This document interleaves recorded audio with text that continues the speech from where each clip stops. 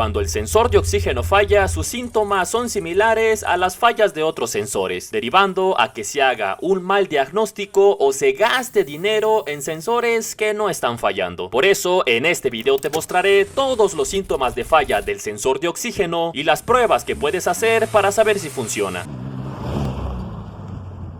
Inicialmente, el sensor de oxígeno se encuentra en el múltiple de escape. Su función es detectar la concentración de oxígeno en los gases de escape. Con esto detecta qué tan rica o qué tan pobre fue la mezcla. Al momento de inyectar la mezcla aire-combustible, si tiene mucha gasolina, se le llama mezcla rica. Y si se inyecta poca gasolina, es una mezcla pobre. Y esto puede ser derivado por inyectores sucios, filtro de gasolina y de aire sucios, sensor MAF o sensor MAP que estén sucios y estén enviando una señal incorrecta, válvula EGR pegada, algunas mangueras de vacío desconectadas, el módulo de encendido en algunos carros Volkswagen y con menos frecuencia algunas señales erróneas o intermitentes del sensor del cigüeñal, el sensor del árbol de levas y el sensor IAT o sensor de temperatura del aire de admisión. Al momento de introducir el escáner podrías encontrar estos códigos de falla y los síntomas comunes de falla de este sensor son aumento en el consumo de combustible, humo negro en el escape, sentir que el motor pierde potencia cuando está en ralentí o también cuando está acelerando, problemas de que no quiera encender y la luz de check engine encendida. Cuando el sensor llega a 200 o 300 grados Celsius, que es su temperatura de funcionamiento, envía una señal a la computadora para modificar la inyección y la chispa. En cada carro el rango de voltaje varía, pero comúnmente si el sensor está en buen estado y está trabajando normalmente, la señal que envía será como esta, con valores entre 0.1 y 0.9 volts. Usualmente casi nunca rebasa los valores de salida de 1 volt. Si hay poco oxígeno es una mezcla rica y será una señal como esta, con valores comúnmente mayores a 0.5 volts. En cambio, si hay mucho oxígeno será una señal como esta, una mezcla pobre, con valores predominantes menores a 0.5 volts. Si el sensor está dañado, podría que no dé nada de voltaje, un voltaje constante o señales con amplitudes bajas. El sensor que tiene un cable es únicamente la señal de salida del sensor. La tierra la agarra del propio chasis. Si el sensor tiene dos cables, una es la salida y otra es la llegada de tierra. Si tiene tres cables, la tierra llega por el chasis. Y los dos cables color blanco será el positivo y negativo de la resistencia interna que calienta el sensor para que llegue a su temperatura. 12 volts positivos, tierra y salida del sensor, que usualmente es color negro en cualquiera de los casos. Si el sensor tiene 4 cables, los dos cables blancos son para el calefactor, positivo y negativo. Tenemos la señal de salida del sensor a la computadora y la tierra que le llega al sensor. Precisamente para las pruebas en el arnés, ponemos el multímetro en medición de corriente directa. Ponemos la punta negativa en el negativo de la batería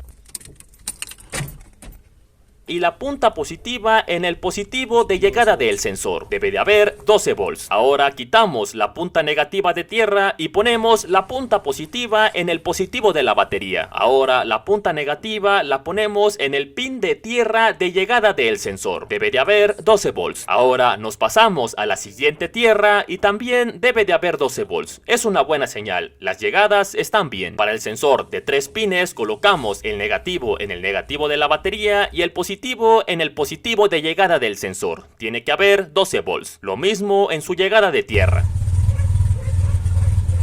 Ahí están, 12 volts positivos. Y el siguiente cable pues es el de señal de salida del sensor, justamente donde conecta. Con esto aseguramos que efectivamente le está llegando corriente al sensor. Ahora veremos que la resistencia interna del calefactor no esté rota. Debe de haber continuidad entre los cables blancos que son del calentador. Ponemos el multímetro en medición de continuidad y ponemos las puntas del multímetro en los extremos de los pines del calentador. Se debe de escuchar el sonido. Ahí hay continuidad, está bien. Si no se escucha, significa que la resistencia interna está rota y el sensor no calienta correctamente. No debe de haber continuidad entre ningún otro cable. Si llegas a escuchar el sonido, hay un cortocircuito interno en el sensor. Ahora, si se escucha la continuidad, el siguiente paso es medir su resistencia. La resistencia común entre los cables blancos, que es el calefactor, suele ser entre 2 y 6 ohms. Exactamente, resistencia entre blanco y blanco.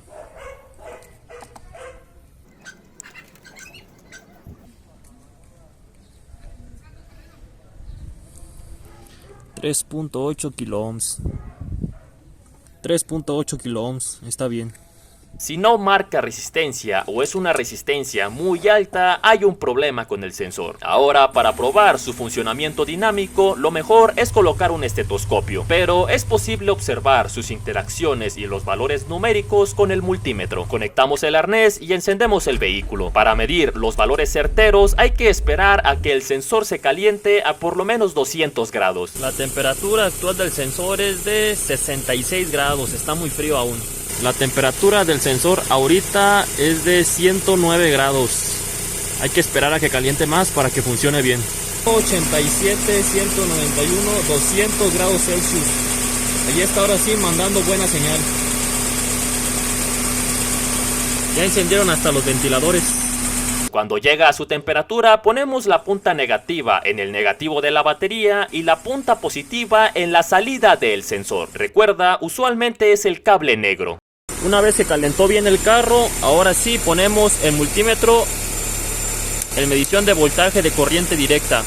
El negativo lo conectamos al negativo de la batería y la punta positiva, que es esta, la conectamos al sensor. Al negro del sensor, en este caso es el gris porque la estoy tomando del arnés.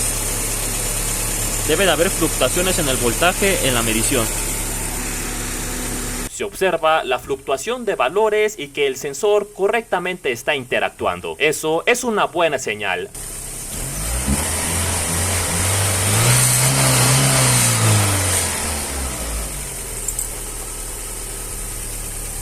Aunque se observa más claramente con el estetoscopio. Ya está fluctuando porque está midiendo los gases de escape.